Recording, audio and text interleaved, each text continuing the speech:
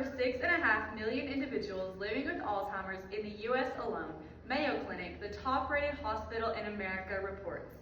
This is an incredibly large number of Americans suffering daily from the effects of this disease, so it's important for the members of our society to be informed about Alzheimer's so they may better understand how to interact with individuals living with this disease.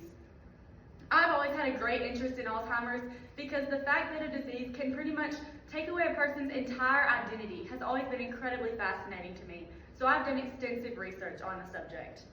Alzheimer's is an incurable, puzzling disease that gradually destroys memory and thinking skills.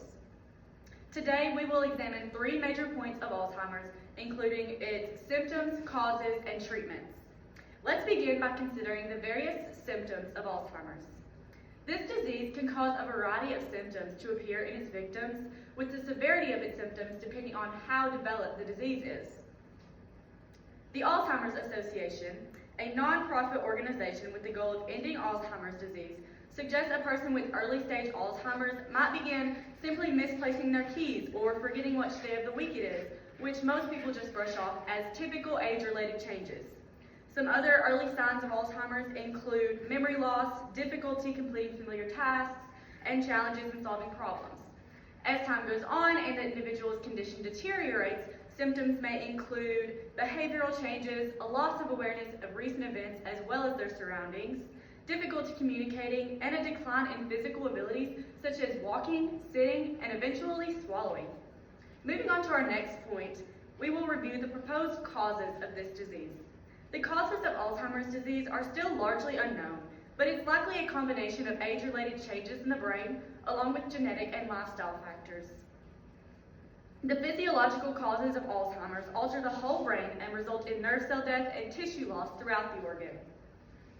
In this image, you will see the comparison between a healthy brain and a person with severe Alzheimer's, and you can see how the person with Alzheimer's brain has severely shrunken, which causes a great decline in brain functionality.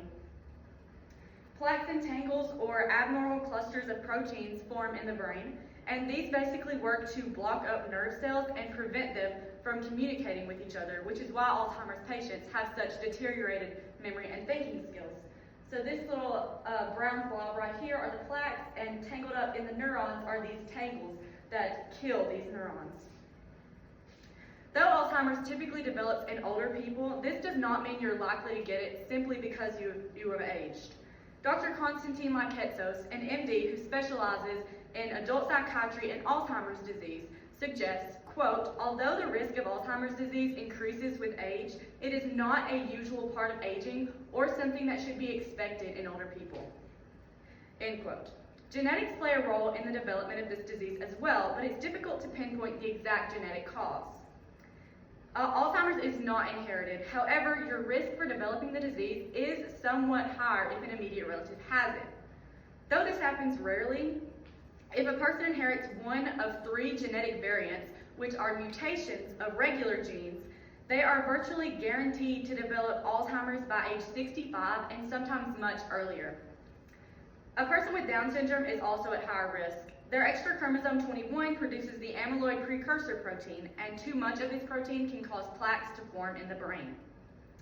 The National Institute on Aging, which focuses on understanding the nature of aging and is the primary federal agency that conducts Alzheimer's research, suggests that 50% of individuals with Down syndrome will develop Alzheimer's symptoms by their 50s and 60s. There's also a great deal of interest in the relationship between cognitive decline and vascular conditions such as stroke, high blood pressure, and heart disease, as well as metabolic conditions like diabetes and obesity. Some scientists believe these conditions could increase your risk for Alzheimer's disease, but again, there's really no way of knowing at this point.